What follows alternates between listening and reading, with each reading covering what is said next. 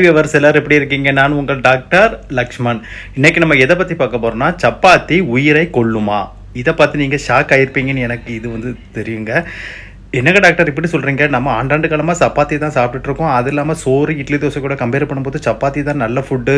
இது ஃபேட் இருக்காது, சுகர் வராது அப்படின்னு சொல்கிறாங்க. நீங்கள் எப்படி சொல்கிறீங்களேன்னு கேட்குது. எனக்கு புரியுதுங்க.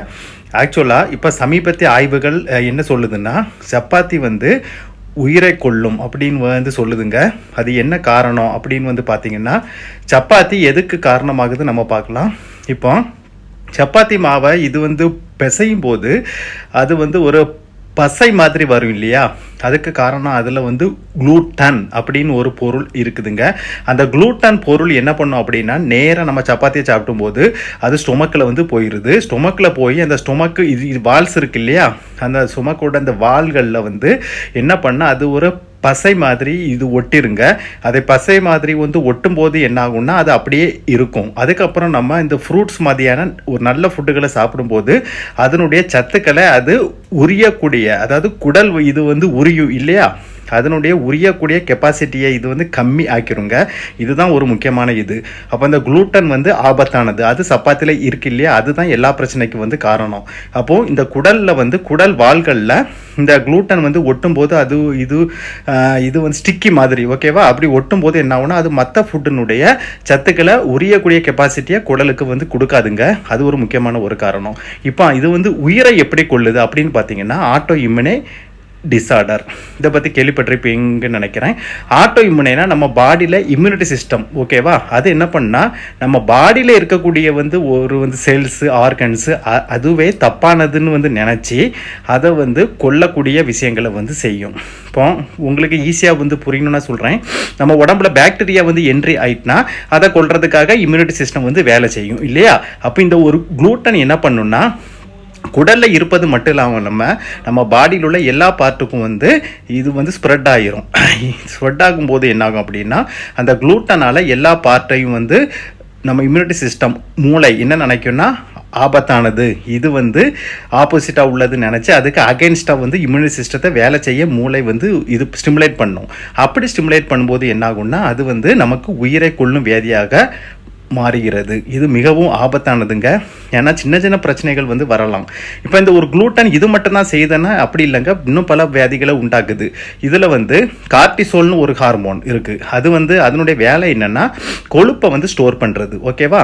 அந்த ஹார்மோனையும் இந்த குளூட்டன் போய் ஸ்டிமுலேட் பண்ணி கொழுப்பை ஸ்டோர் பண்ண வைக்கிது. அதனால தான் பார்த்தீங்கன்னா, இப்போ சோறுக்கு பதிலாக சிலவங்க இது டயட்டில் சப்பாத்தி சாப்பிடுவாங்க. அப்படி சப்பாத்தி சாப்பிட்டாலுமே கூட இது உடம்பு எடை குறையாது. வயிற்றில் இது ஃபேட் கண்டென்ட் கூட்டிகிட்டே இருக்கும். இது பெல்லி எல்லாம் போட்டுட்டு தான் இருக்கும் இல்லையா? அதுக்கு காரணம் இதுதாங்க. இது குளூட்டன். இது ஆபத்தானது. இந்த குளூட்டன் அந்த கார்டிசோல் ஹார்மோனை ஸ்டிமுலேட் பண்ணிகிட்டே இருக்கும். அப்போ என்ன ஆகும்னா, அந்த கார்டிசோல் ஹார்மோன் பாடியில் ஃபேட்டை ஸ்டோர் பண்ணிகிட்டே இருக்கும், ஓகேவா? அதனால தான் சப்பாத்தி சாப்பிட்டும் உடம்பு எடை இது குறையாமல் இருக்கிறது காரணம். இப்போ நம்ம என்ன எதிர்பார்க்குறோம் அப்படின்னா, பாடி வெயிட்டு கம்மி பண்ணுறதுக்கு சப்பாத்தி சாப்பிட்லான்னு. அதுக்கு பதிலாக சோறு இட்லி தோசை அதையே கொஞ்சம் கொஞ்சம் சாப்பிட்டாலே இது போதுங்க. ஏன்னா அது மற்ற ஒரு சைடு எஃபெக்ட் கிடையாது இல்லையா? ஆனால் சப்பாத்தியில் பாருங்கள், ஆட்டோ இம்யூனே டிசீசஸ் மாதிரி உயிரை கொள்ளக்கூடிய இது வியாதிகள் மாதிரிலாம் இது வருது. அதனால் இதை நம்ம ஸ்டாப் பண்ணி ஆகணும். அப்போ என்ன பண்ணோன்னா, சப்பாத்தி சாப்பிட்றது குறைச்சிக்கணுங்க.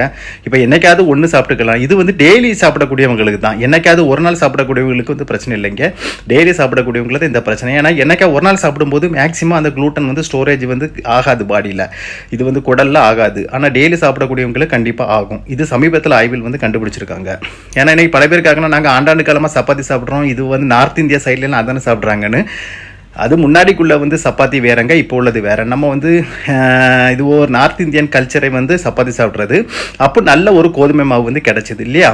இன்றைக்கி மரபணு மாற்றம் செய்யப்பட்ட கோதுமை அதுதாங்க இந்த பிரச்சனைகளை உண்டாக்குது. இந்த ஆட்டோ இம்யூனே டிசீஸ் சொன்னேன் இல்லையா? அதுக்கு மரபணு மாற்றம் செய்யப்பட்ட கோதுமை தான் முக்கியமான காரணம். அதனால பழைய காலத்தில் உள்ளவங்களுக்கு பிரச்சனையே இருந்திருக்காது. ஆனால் இப்போ சப்பாத்தி சாப்பிட்றவங்களுக்கு தான் நான் இது சொல்லிட்டு இருக்கேன். ஸோ அந்த குளூட்டன் ஆட்டோ இம்யூனே டிசீஸை உண்டாக்குறது மட்டும் இல்லாமல் அது கார்டிசோல் ஹார்மோனை ஸ்டிமுலேட் பண்ணி நம்ம பாடியில் ஃபேட்டையும் கூட்டிடுது. அப்போ வயிற்றில் இது பெல்லி மாதிரியான எல்லாம் வருது, ஓகேவா?